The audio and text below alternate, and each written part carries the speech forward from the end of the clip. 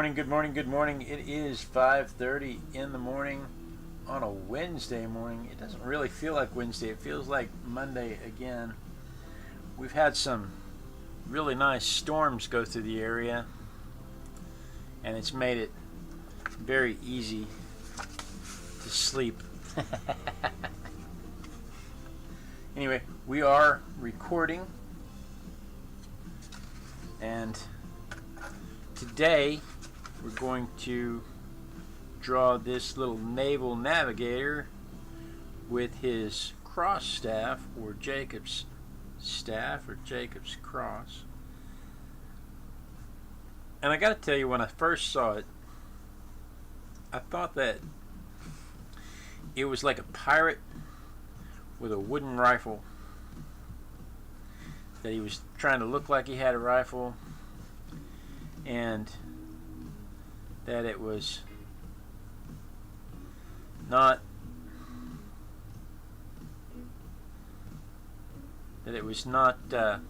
not what it was, you know. I just thought that he was trying to look like he had a rifle, kind of like how they would use wooden swords to intimidate the ships they were attacking, so that the ships would think they were armed when they weren't. Because the way he's holding it is wrong.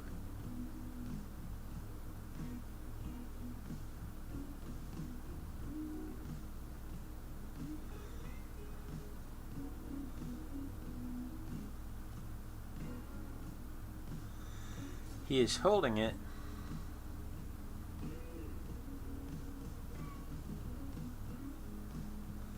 to his shoulder, to his chin, like one would a rifle, and that is not how they work. These things were designed to help determine your latitude or parallel, or whatever you want to call it, how north or south you are on the planet. You know what? My mother is in the chat. She is on top of it. She is asking me if I dampened the watercolors, if I made them moist. No, I did not. Let's spritz the watercolors real quick. That way they'll be nice and juicy when it's time. I did not. Thanks for the reminder. She's got a checklist. I need to come up with a checklist. Anyway, these guys, this little piece of equipment is called a it's actually called a cross staff. It wasn't called a Jacob's staff until about the 17th century.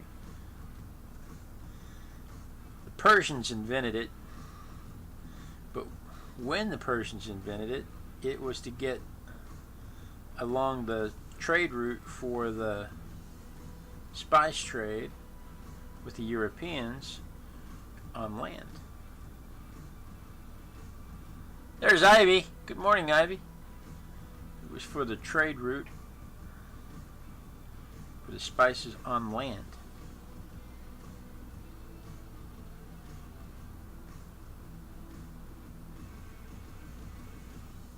And it turns out, I mean, it was handy for, like, if you had a long stretch of grassland or something that you might get lost in, I guess. But when you're on land, you can tell which way's east just by looking at the landmarks around you, which way the sun comes up.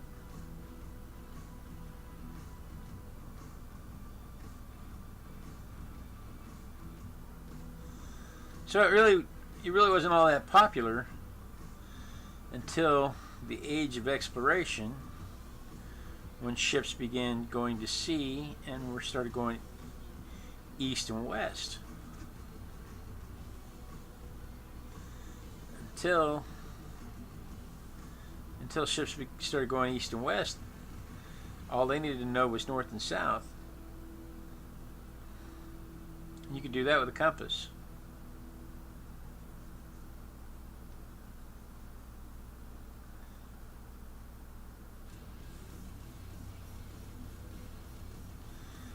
So they didn't really need to know how far north or south they were,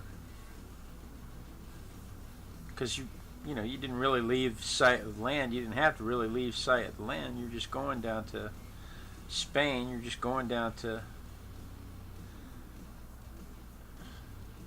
Africa. You're not going. It's not like you're going to Cuba.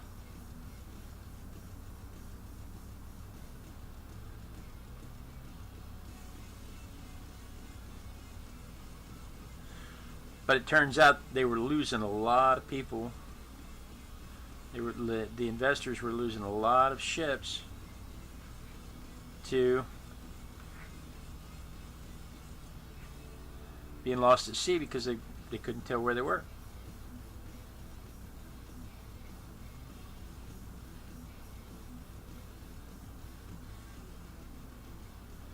And so they offered a huge prize for anybody who could come up with ways to tell how far north and south you were and how far east and west you were out at sea.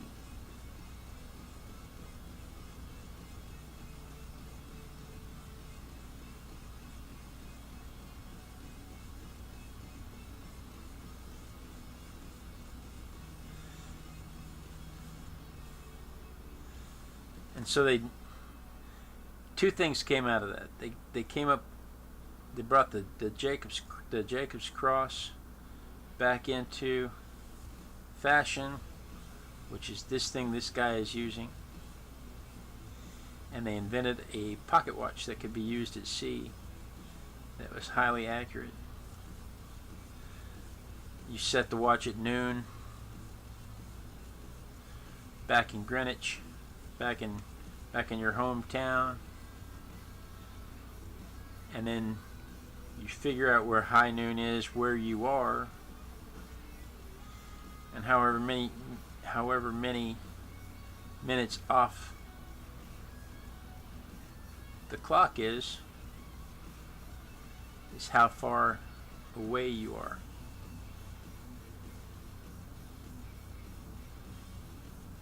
Every hour is 15 degrees around the Earth.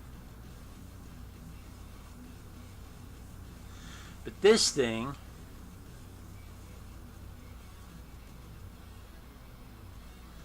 you put the long horizontal stick up to your cheek, right underneath your eye, and you try to align the bottom of the stick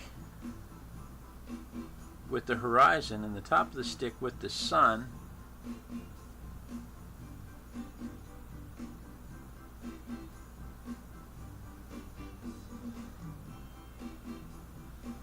And then there's a marking on here that wherever the stick is on these markings, just tells you what your degrees of latitude are. And as soon as I read that, I was like, so you're going to stare into the sun? We've known for thousands and thousands of years that staring into the sun is a horrible idea, that people go blind staring into the sun, and your navigation depends on your accuracy and your ability to stare into the sun. But believe it or not, they used this thing for about 200 years.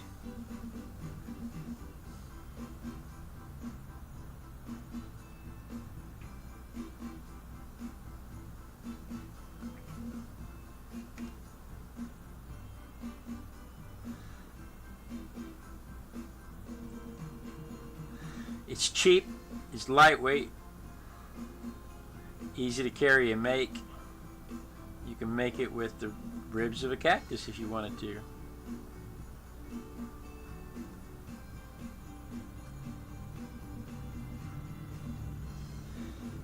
So it was really popular.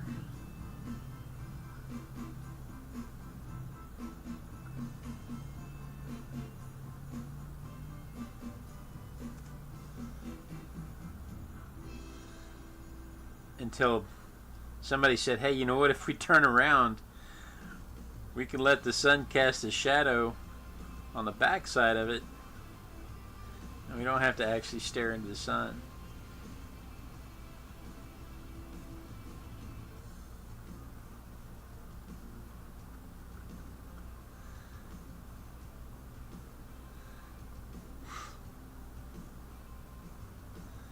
Only took him 200 years to figure that out.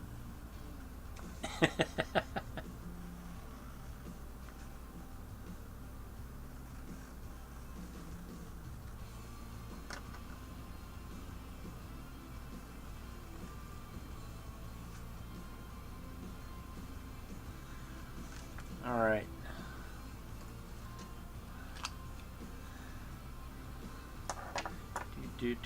How are we doing on time? Oh, it's 5:41 already.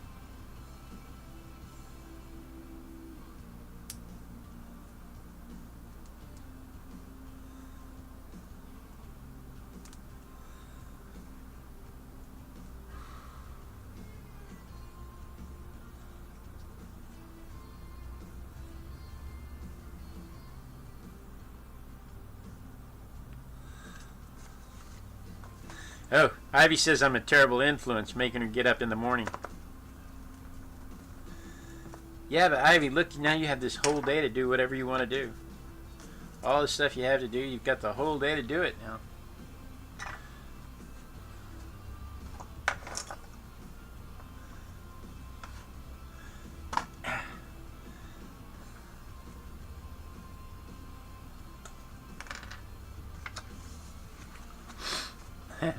She says the reason we're getting so much rain is because of all the dancing. That is a possibility. We're going to use a cool shadow because we're using a warm light. Warm light, cool shadow. Cool light, warm shadow.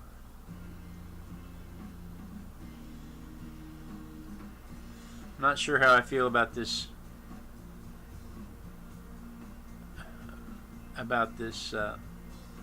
Water brush. It leaves a lot of water.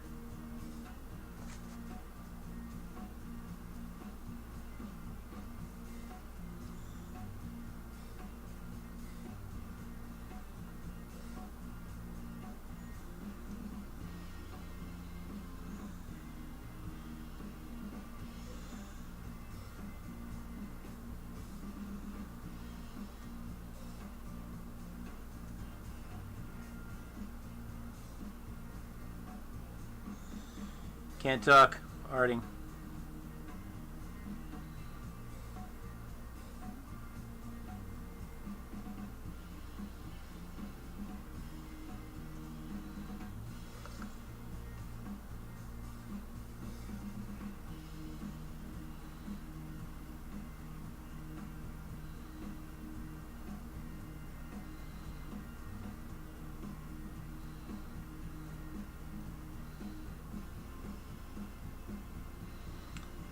But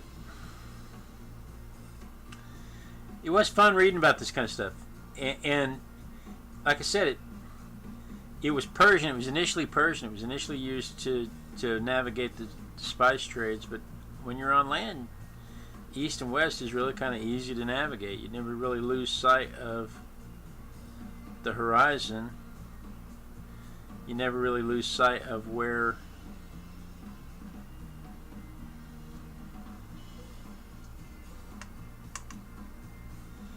everything is, so it's not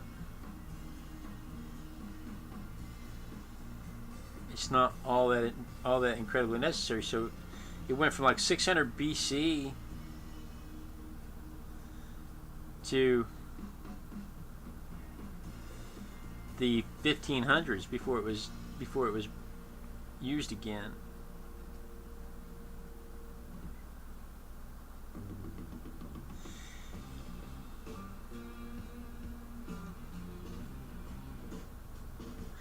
And let me tell you something, my YouTube feed is whack because YouTube pays attention to what you watch and then tries to give you stuff that is supposed to be of interest to you. And my YouTube feed is now full of cactuses and octopuses and sharks and naval navigation and piracy.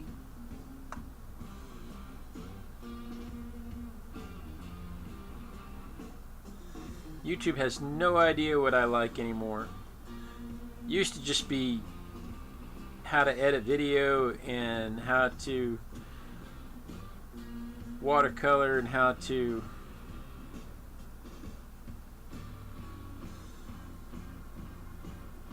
be more productive. And now it's so eclectic, and YouTube's like, I don't even know what to share with this guy.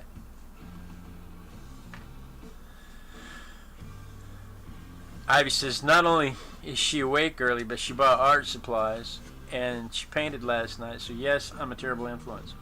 Let me tell you how bad I feel about that. Yay! Alright, I have to, this layer of wash has to be dry before we can do the next layer of wash. I learned my lesson with the, what was that thing? The beluga whale. Everything, I feel like everything on the beluga whale bled together.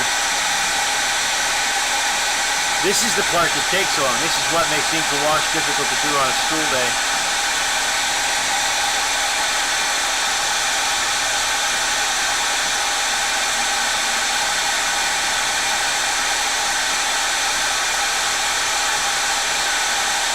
But truthfully, I could leave it right here. I could leave it right here and call it done.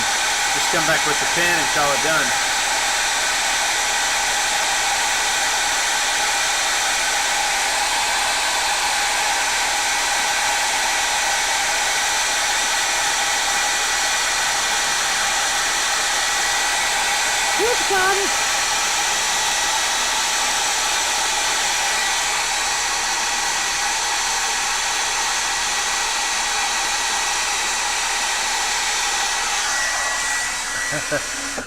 My friend Paula used to stream on Ustream also, and when she would break out her heat gun, she would warn everybody that the heat gun was coming. She'd say, "Heat gun." All quiet, polite, give everybody a nice warning that it was coming.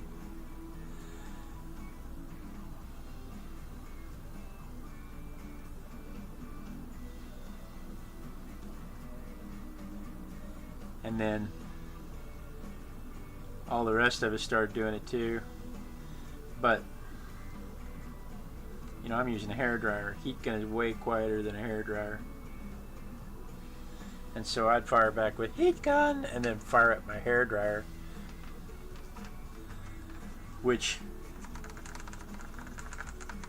I was joking at the time that I would hook a Harley Davidson motor up to make it louder, because you know, I'm the artistic biker.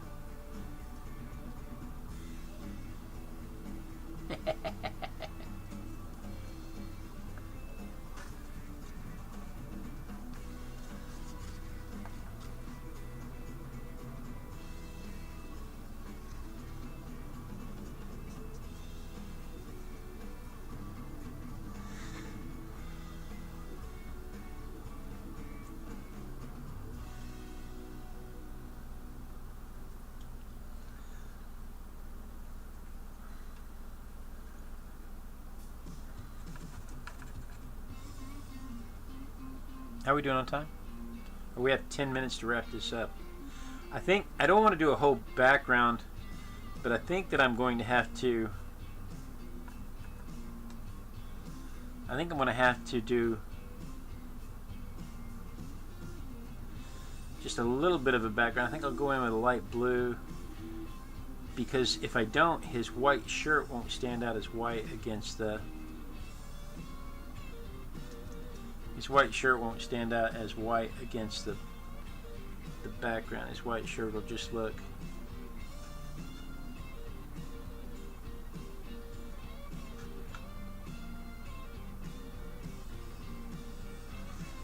like it's unpainted, and that's not the look we're going for.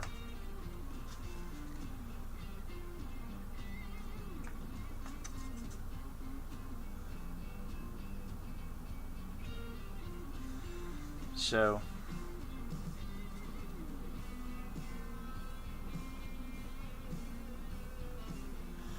I'm going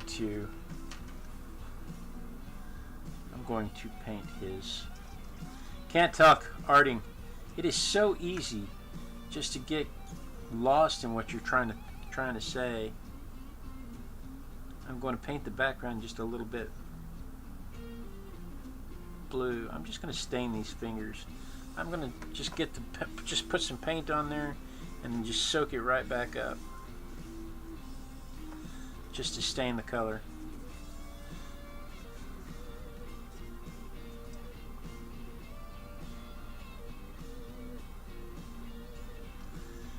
All right.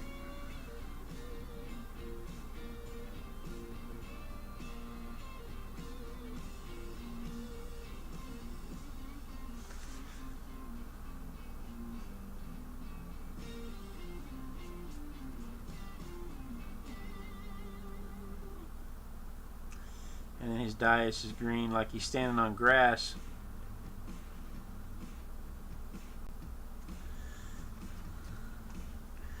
When he's supposed to be.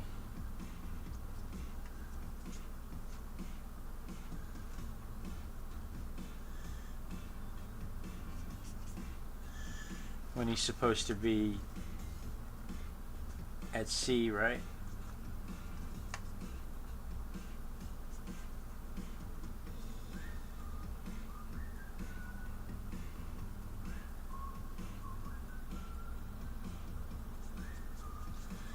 So we'll address that here in just a second.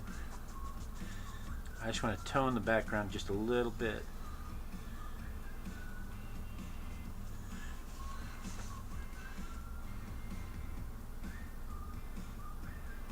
Just enough to make his shirt read white. I don't want the background to read blue.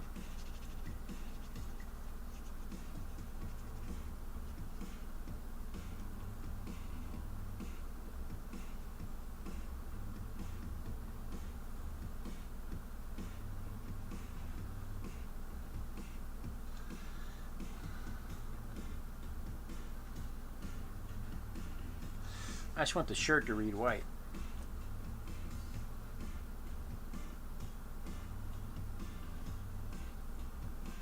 So we're going to make the background just a little bit darker. Right? Now let's add the green to the dais.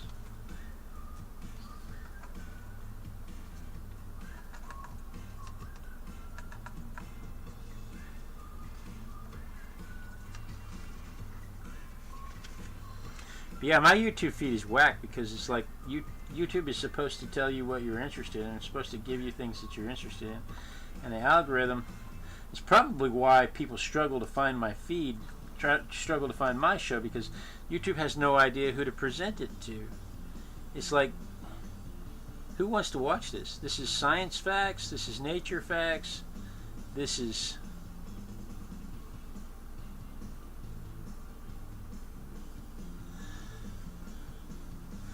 This is history facts.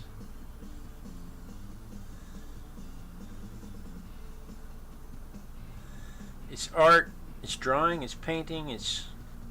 What even is this?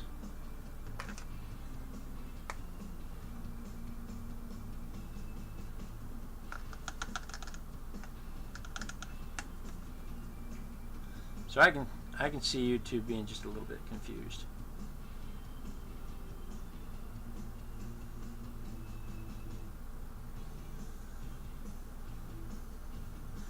Just a little bit. Alright. I'm calling that part of it done. We're going to come back.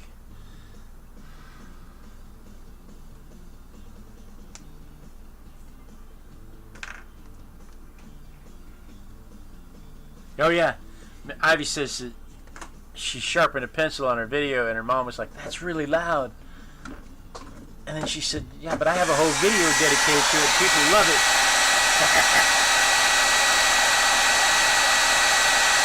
So, Ivy asked what my miniature palette contains. I have a gouache white that I never use. I have a yellow, and it's a cool yellow. It's not lemon yellow. And then I have a sepia. I have a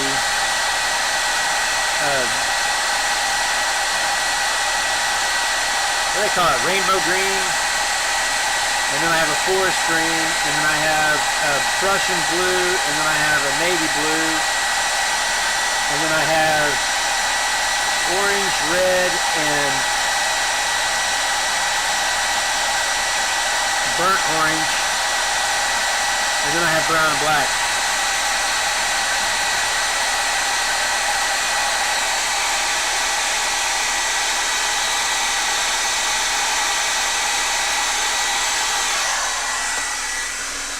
They are muted. They are muted colors. And I like that for, especially for field sketching. I like that they're muted.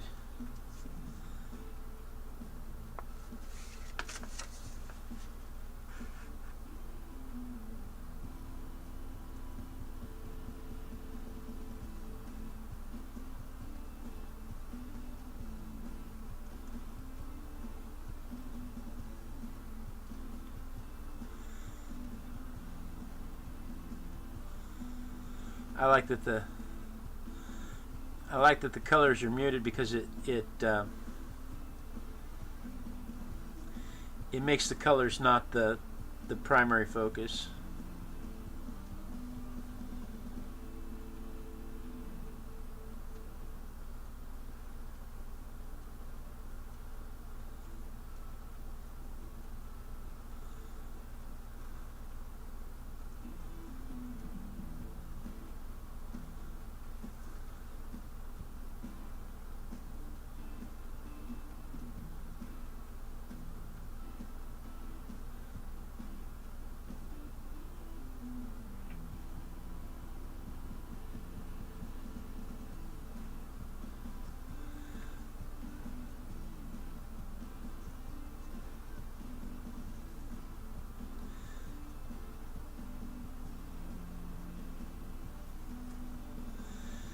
But my phone is telling me that it might rain today.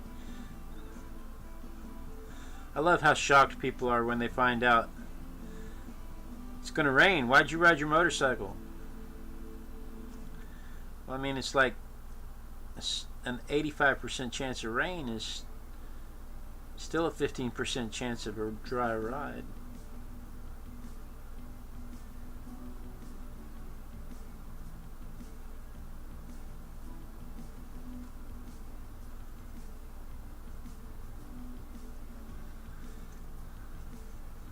So my phone is busy telling me that it's going to rain today.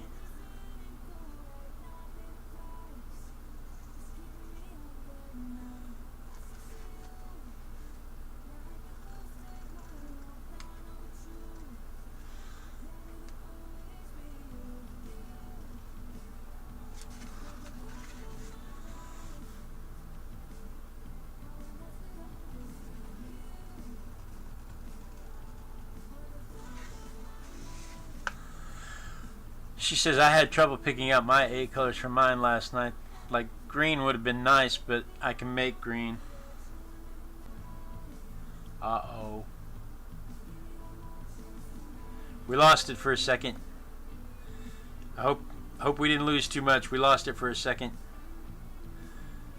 Stream blinked. Yeah, Ivy says she doesn't think YouTube is promoting art channels right, and I absolutely agree, because we don't have an art and craft section.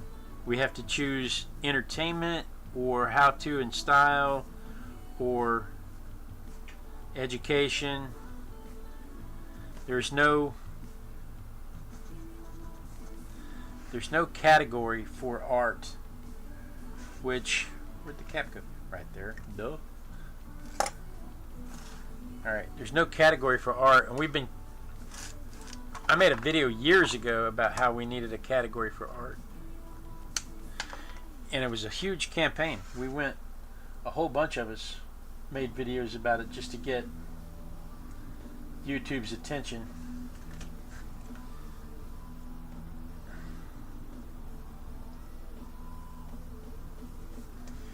Alright.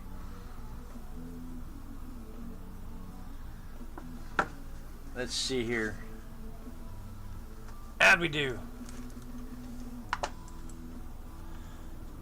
We've got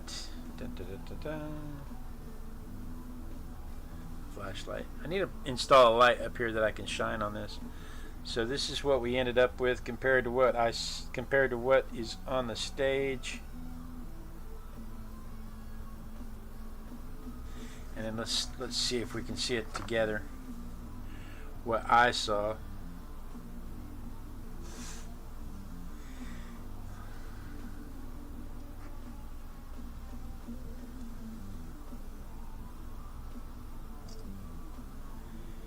Dun, dun, dun, dun, dun. There is what I saw.